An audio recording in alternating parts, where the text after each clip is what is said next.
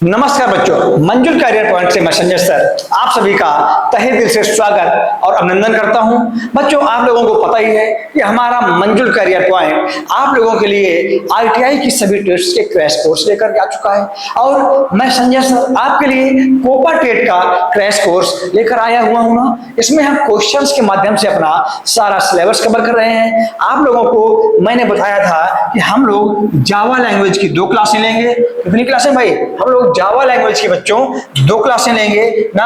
हमारी पहली क्लास हो चुकी थी, हमारी दूसरी क्लास जो क्लास नंबर 17 है वो भी अब चल रही है। तो भाई आप लोगों को मैं एक चीज और बता दूं कि हमारे इस मंजुल करियर पॉइंट पर अब बहुत जल्द जो भी साथी लोग को पायलट एलपी की तैयारी कर रहे हैं उनके लिए, और जो भी साथी हमारे यूपी पीएसएल की तैयारी कर रहे हैं उनके लिए बहुत जल्द हमारा एक कोर्स आने वाला है जो अभी आपको यूट्यूब में मिलेगा, अभी फ्री मिलेगा ना। तो भाई यदि आप लोगों को अपने भविष्य को उज्जवल करना है ना तो आप लोग जुड़े रहेंगे मंजुल करियर पॉइंट के साथ में। अब मैं आपको बता दूं कि हम लोग अपनी क्लास नंबर 17 में पहुंच चुके हैं। लगभग 20 क्लासों में हमारा इसका क्लैश कोर्स खत्म हो रहा होगा।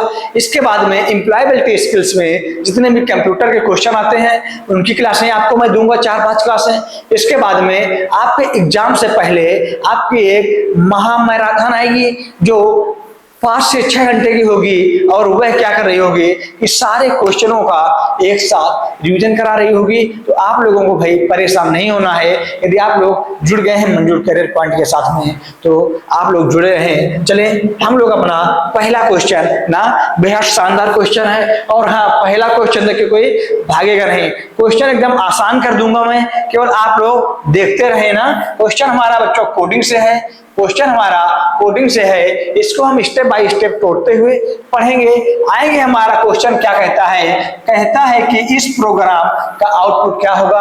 हमको प्रोग्राम दिया गया है, हमको इसमें केवल मेन चीजें देखनी है ना, हमको स्ट्रिंग्स वगैरह हम छोड़ते हुए जो हमारी काम की है हमको वो देखनी है और हमको इसका आउटपुट देना है। चलें अब हम लोग आएंगे, क्या आएंगे इसमें हमें दिया गया है पहले क्या हमारा जो फर्स्ट नंबर कंडीशन बनेगी जो हमें दिया गया है डबल वार ना, यानी कि वेरिएबल जो फर्स्ट दिया गया है उसमें हमको क्या करना है, जोड़ देना है। तो फर्स्ट नंबर कंडीशन में हमको क्या करना है भाई, 4 2 + 4 करके 6 कर देना है। यह हमारा एक पूर्णांक बन के आया ना, हमारा एक यह पूर्णांक बन के आया। चले कंडीशन नंबर 2 क्या कहती है बच्चों? कंडीशन नंबर 2 कहती है डबल वेरिएबल ना दिया गया है हमें, और हमें क्या दे रखा है बच्चों?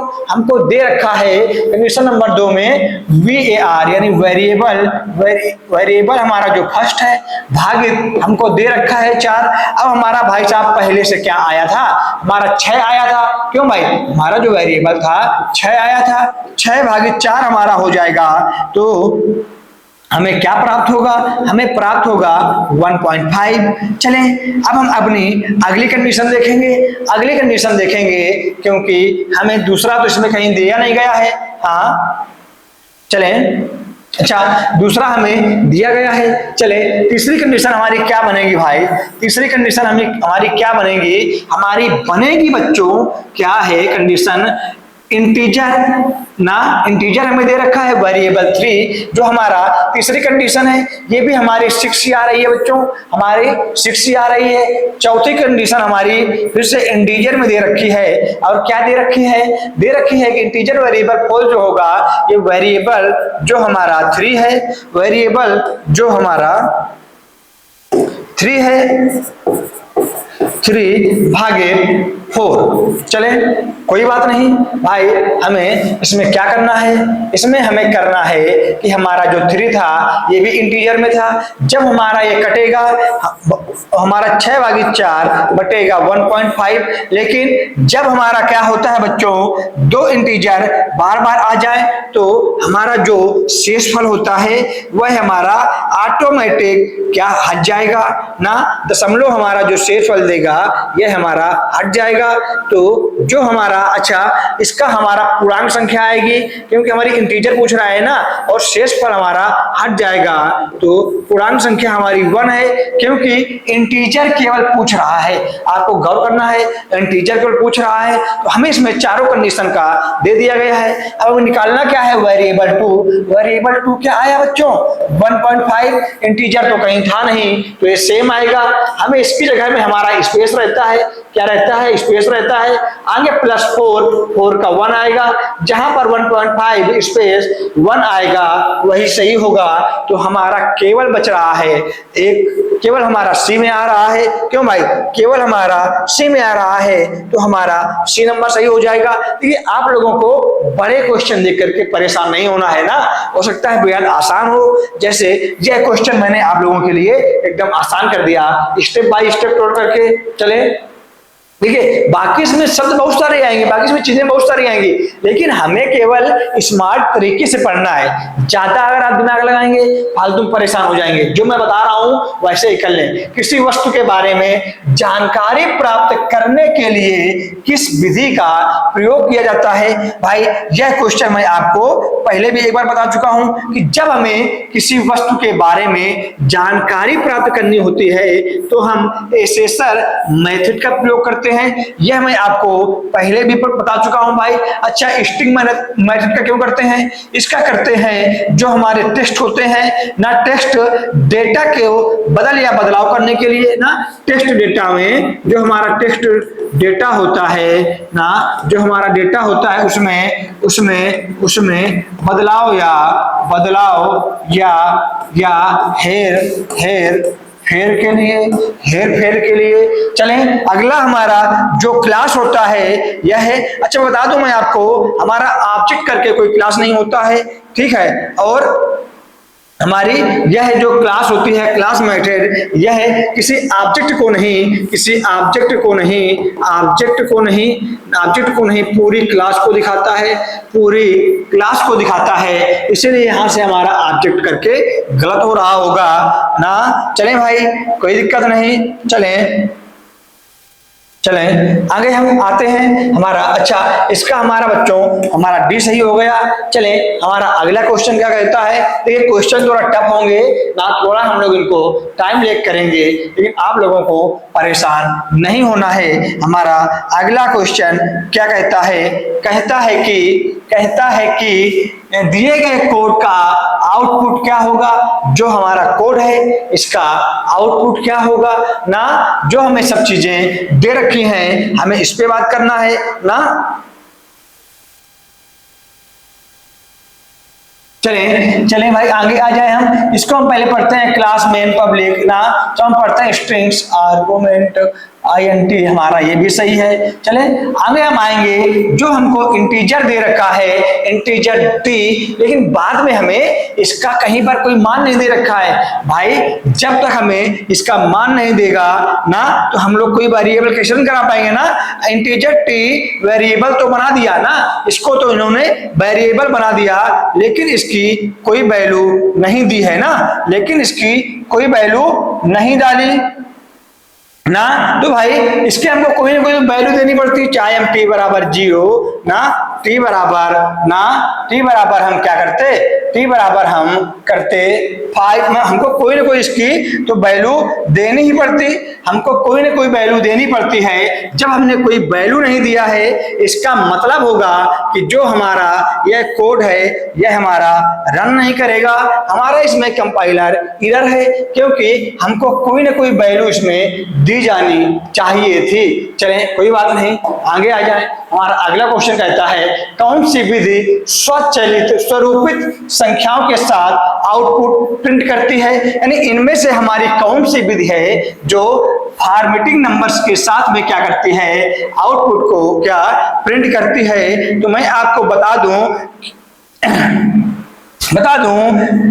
जब हम बिना किसी फॉर्मेट के केवल जब हम कुछ चीज समान रूप से करते हैं तो हमारा पहला सही होता है, लेकिन जब हम फॉर्मेट की बात करेंगे, फॉर्मेट में लिए हमें प्रिंट एफ यानी फॉर्मेटिंग का यूज करना होता है। जब हम बिना फॉर्मेटिंग के समान रूप से करेंगे तो हमारा ए नंबर सही होगा, लेकिन हमें फॉर्मेट के साथ करना है तो हमारा सही हो रहा है बी नंबर।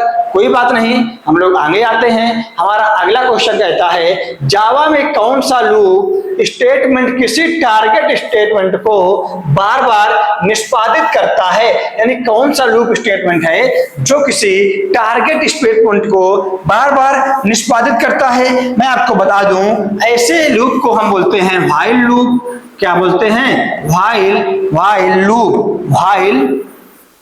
व्हाइल लूप किसको बोलते हैं ना, कि जो क्या करता है ना, टारगेट स्टेटमेंट को बार बार निष्पादित करता है। आगे अच्छा डू व्हाइल लूप क्या होता है ना, यह क्या करता है भाई, यह क्या करता है, यह बिना किसी फॉर्मेटिंग के समान आउटपुट देने के लिए करता है ना, बिना किसी फॉर्मेटिंग के समान आउटपुट देने के लिए करता है। हमारा जो फार वाला होता है यह निश्चित बार कोड चलाने के लिए, निश्चित क्या करने के लिए, बार कोड चलाने के लिए, यानी बार बार किसी निश्चित कोड को चलाने के लिए हमारा जो ना चले, हाँ चलाने के लिए, और हमारा जो फार चले, कोई बात नहीं, इसको हम रखते हैं, हमारा यहां तक हो गया।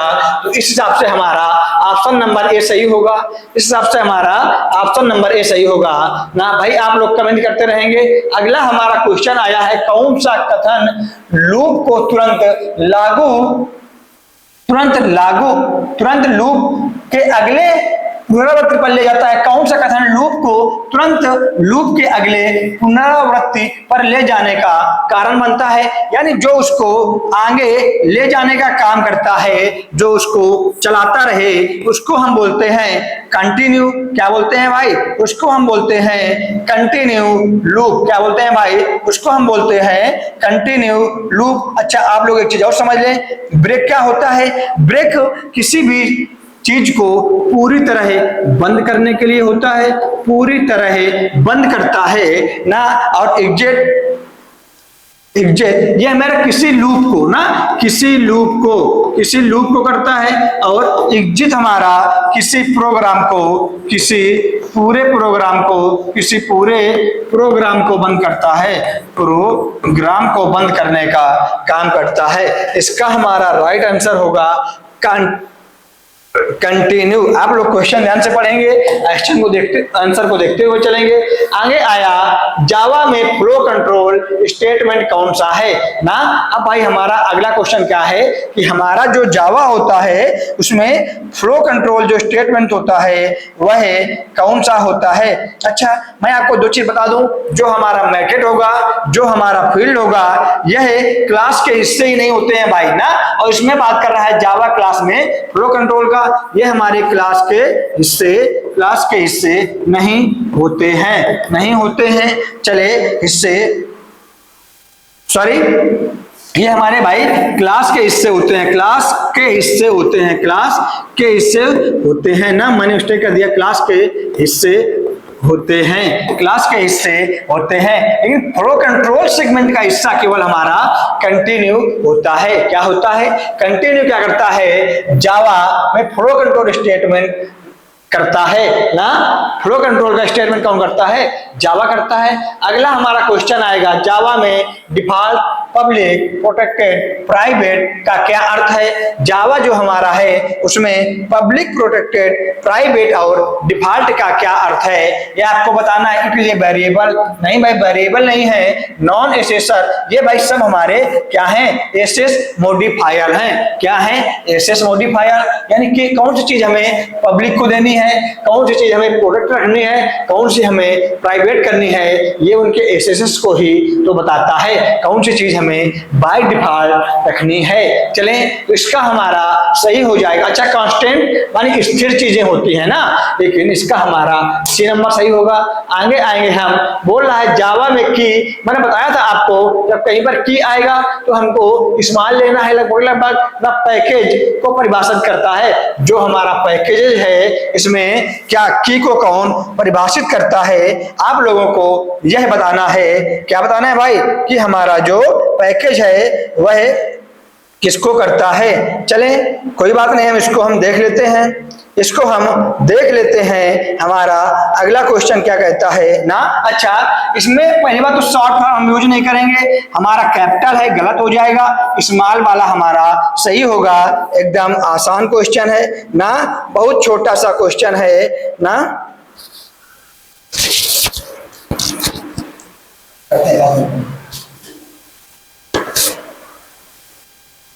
चले, हमारा अगला क्वेश्चन क्या कहता है। हमारा अगला क्वेश्चन कहता है कि विच लूप डिक्लेरेशंस इज वैलिड, यानी जो हमारा लूप है इसमें हमारा कौन सा डिक्लेरेशंस वैलिड है, आपको यह बताना है। पहले हम अपना पहला पढ़ेंगे, बोल रहा है फॉर INT आई ना इक्वल टू 20 और आई बड़ा है बराबर है क्या 2 के। अच्छा, चले हम ये देखते हैं। दूसरा हमारा क्या कहता है फॉर स्ट्रिंग्स ना और स्ट्रिंग्स एरे ना। तीसरा हमारा कहता है, चले थोड़ा इनके बारे में समझ लेते हैं। जो हमारा INT इट है, ये जो हमारा 20 सिंटैक्स दिया गया है, पहले हम इसको देखते हैं। आई ना जो हमारे INT 20 दिया गया है, हमारा क्या कहता है आई बड़ा है बराबर है आई से ना। तो हमें क्या करना है, इसमें जो हमारा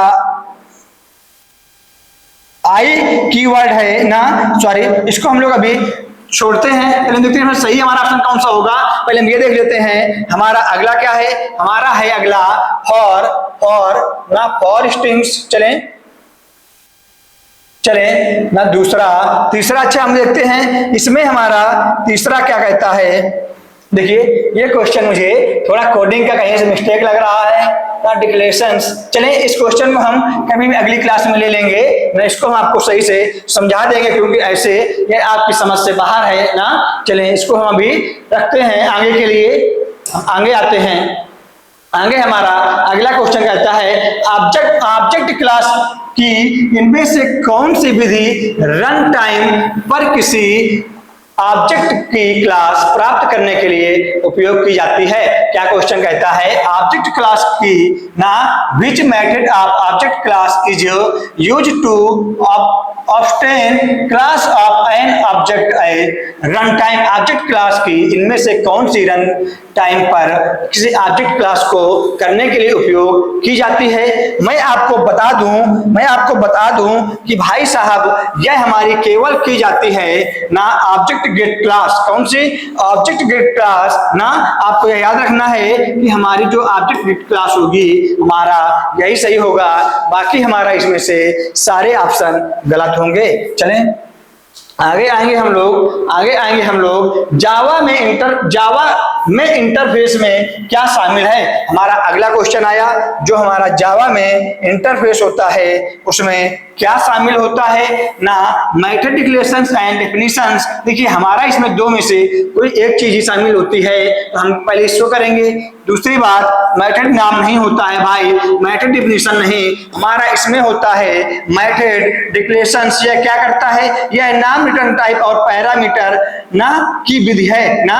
यह किसकी विधि है ना, हमारी यह है नाम रिटर्न और पैरामीटर ना, इनकी विधि का प्रयोग करता है। ठीक है, तो हमारा क्या सही हो जाएगा, हमारा ऑप्शन नंबर भी सही हो जाएगा। देखिए भाई आप लोग कमेंट करते रहेंगे, यदि आप लोगों ने जावा बेसिक्स नहीं पढ़ा है तो आप लोगों को कुछ चीजें करने में समस्या होगी। यदि आप लोगों ने जावा पढ़ रखा है पहले से तो आप लोग इसको करते हुए चलेंगे। चलें अगला क्वेश्चन कहता है, निम्नलिखित में से किसका उपयोग किसी एरे को घोषित करने के लिए किया जाता है। मैं बता दूं आपको ना हमारे इस क्वेश्चन में कि किसका उपयोग किसी एरे को घोषित करने के लिए किया जाता है। जब हम कोई एरे करेंगे तो हमारा ये भी सही है, ये भी सही है। चलें इसमें हमारे दो बॉक्स हैं, सामने दो होना चाहिए ना, तो यह तो हमारे गलत हो जाएगा ना। कर्व ब्रैकेट नहीं भाई, हमारा महिला ब्रैकेट ही यूज होगा, हमको इसमें ध्यान रखना है आपको ना। और ये हमारा क्या करता है, अपने आप किसी एरे का निर्माण करता है ना, इसके लिए यूज होता है। यह हमारा नहीं होगा क्योंकि इसके अंदर का यह खाली दे रखा है ना, भरा होना चाहिए भाई। तो हमारा ऑप्शन नंबर ए सही होगा, हमारा ऑप्शन नंबर ए सही होगा। चलें कोई समस्या किसी को, आगे आ जाएं। एरे का उपयोग करके डेटा कैसे एक्सेस किया जाता है। यदि हम लोग कोई एरे बनाते हैं, उसका उपयोग करके हम लोग डेटा को कैसे एक्सेस कर सकते हैं, आपको यह बताना है। यदि हम लोग क्या करते हैं, इंडेक्स बनाते हैं, तभी हम डेटा का उपयोग कर सकते हैं। डेटा को एक्सेस करने के लिए हमें क्या करना होगा, इंडेक्स का प्रयोग करना होगा। हमारा अगला क्वेश्चन होगा है कि यादृच्छिक पूर्णांक 0 या 1 उत्पन्न करने के लिए कौन सा विकल्प सबसे अच्छा है। मैंने आपको इस क्वेश्चन को एक बार और बता दिया था। चलें, मैंने बताया था आपको पहले ही कि हमारा इसमें से पूरा खाली दे रखा है। बताया था मैंने आपको कि यदि हम इसमें कोई रैंडम मान मानेंगे तो यह हमारा क्या देगा, या तो हमारा जब इसमें कोई रैंडम मान मानेंगे तो INT हमारा इंटीजर देता है, और इंटीजर हमारा 0 देगा या फिर और कुछ देगा। लेकिन यह मैंने बताया था आपको, यदि हम इसमें कोई भी मान क्या करेंगे, यदि हम कोई मान जैसे छोटा मानेंगे तो हमें 0 दे देगा ये। यदि हम कोई मान बड़ा मानेंगे तो हमें 1 दे देगा, क्योंकि हमारे ये बीचों बीच है, इसीलिए हमारा सही हो रहा था। क्या हमारा सही हो रहा था इसका ऑप्शन नंबर कौन सा, बी नंबर ना। यह मैं आपको कई बार बता चुका हूं। इसमें जब हम कोई चीज नहीं मान रखे हैं तो इसमें हम कोई भी वैल्यू ले लें वह हमारा 0 तक जा सकती है ना। और इसमें जब हम दे रखे हैं तो इसमें कैसा देगा, लेकिन हमारा इसमें सही होगा ऑप्शन नंबर बी। मैंने आपको एक बार और बताया था, आप लोगों को उसको ऐसे ही समझ लेना है, ऐसे ही सेम आपको क्वेश्चन मिलेगा। आगे आएंगे, जावा प्रोग्रामिंग के जनक कौन से हैं। मैंने आपको बताया था एक बार कि जावा प्रोग्रामिंग के जनक हमारे कौन से हैं। जेम्स गोसलिंग जी हमारे जावा प्रोग्रामिंग के जनक थे, मैंने बताया था आपको। और हमारे जो डेविड रिची थे वो हमारे सी लैंग्वेज के थे, और हमारे जो क्या थे, बजरने जी थे, ये हमारे थे C++ लैंग्वेज के। और लैरी पेज आप जानते ही होंगे, लैरी पेज हमारे किसके थे, ये हमारे गूगल के सह संस्थापक हैं ना। तो यह हमारे गूगल के सह संस्थापक हैं। तो भाई हमारे कितने क्वेश्चन, हमारे क्वेश्चन बेहद शानदार तरीके से हो रहे हैं ना, बेहद अच्छे तरीके से चल रहे हैं हम लोग। यदि आप लोगों को किसी क्वेश्चन में समस्या आ रही है तो आप लोग कमेंट करके पूछ दिया करें। जावा में कीवर्ड कौन सा है, इनमें से कौन सा कीवर्ड ऐसा है जो जावा का है ना, बताएं आप लोग ना। जो हमारे स्ट्रिक्ट कहीं नहीं हमें लिखा मिलता है, ना कहीं एनम ना कहीं ट्रांजिट। इसमें से इंस्टा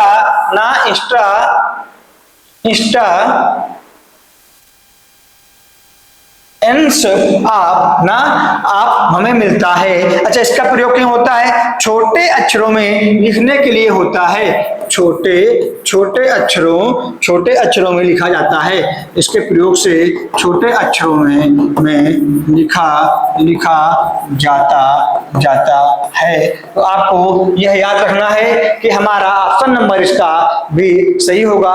देखिए, बहुत जल्द आपको लाइव क्लासें मिलेंगी। लाइव क्लासें में हम लोग आपके क्वेश्चन मिले रहे होंगे, लेकिन जब तक लाइव क्लासें नहीं है तो आप लोग इसका आनंद ऐसे ही लीजिए।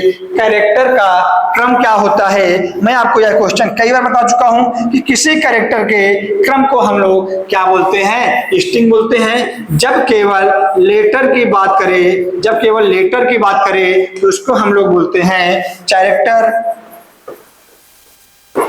कैरेक्टर बोलते हैं, उसको हम लोग कैरेक्टर बोलते हैं। लेकिन इसके क्रम को हम लोग बोलते हैं स्ट्रिंग। चलें, तो यह भी मैं आपको करवा चुका हूं।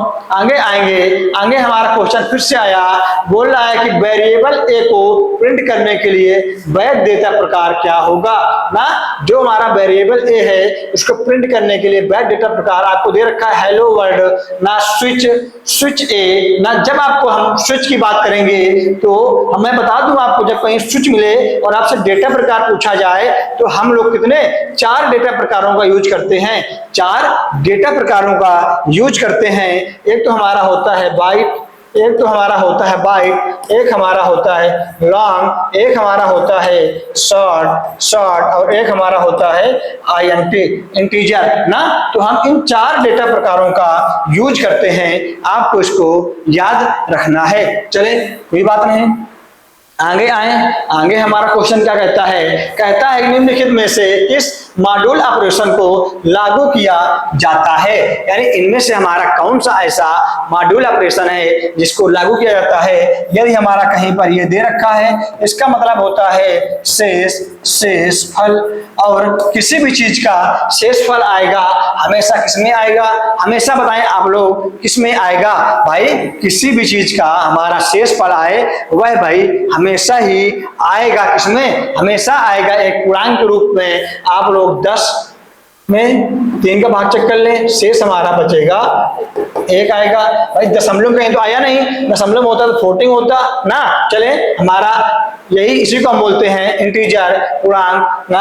आगे आ जाए, हमारा क्या बोलता है, संपूर्ण पैकेज को आयात करने का सही तरीका क्या है। जब हम संपूर्ण पैकेज को आयात करेंगे तो हमें उसका सही तरीका ना, पहली बात तो हम जो हमारा कैपिटल में है इनको हम हटाएंगे, क्यों भाई, जो हमारा कैपिटल में है इनको हम हटाएंगे। दूसरी बात, हमको स्टार और डॉट भी देखना होगा, हमारा इंपोर्ट का यही सही तरीका होता है। हम लिखेंगे इंपोर्ट ना पीकेजी ना, यह हमारा इंपोर्ट का सही तरीका होगा। ऑप्शन नंबर ए हमारा होगा। अगला हमारा कौन सा है, कहता है कौन सी विधि एक स्ट्रिंग लौटाती है जो निर्दिष्ट एरे में कैरेक्टर सीक्वेंस का प्रतिनिधित्व करती है। चलें आ जाएं भाई, बताएंगे आप लोग कि कौन सी है। चलें मैं बता दूं आपको, जब बोला एक स्ट्रिंग लौटाती है जो निर्दिष्ट कैरेक्टर सीक्वेंस का प्रतिनिधित्व करती है, जब कभी भी कैरेक्टर सीक्वेंस की बात की जाए तो हमको कहां पर जाना है, पहले स्ट्रिंग में जाना है। स्ट्रिंग ना, इसमें तो कहीं पहले है नहीं, इसमें आगे हमें क्या करना है, स्ट्रिंग वैल्यू, स्ट्रिंग कॉन्कैट नहीं भाई, स्ट्रिंग वैल्यू, क्योंकि वह हमारी स्ट्रिंग वैल्यू ही लौटाएगी। चले अच्छा, बूलियन क्या करता है, बूलियन हमारा ट्रू और फॉल्स में उत्तर देता है ना, और हमारा यह जो है यह केवल एक स्ट्रिंग को लौटाता है, यह केवल एक स्ट्रिंग को लौटाता है। कौन, यह हमारा स्ट्रिंग को लौटाएगा, क्योंकि str ले लिखा है ना, डाटा वाला हमारा क्या करेगा, यह हमारा स्ट्रिंग कैरेक्टर सीक्वेंसेस के साथ में काम करेगी। चले भाई, हमारे आज के क्वेश्चन होते हुए भाई हम लोगों ने अपनी क्लास को बेहद शानदार तरीके से कर लिया। आप लोगों को भी रिकॉर्डेड क्लासें मिलती हैं, आप लोग कमेंट करते रहें और मजे करते रहें, अपने नंबरों को अच्छे अंकों तक ले जाने के लिए जुड़े रहें मंजुल करियर पॉइंट के साथ। आप सभी को जुड़ने के लिए बहुत बहुत धन्यवाद। जय हिंद।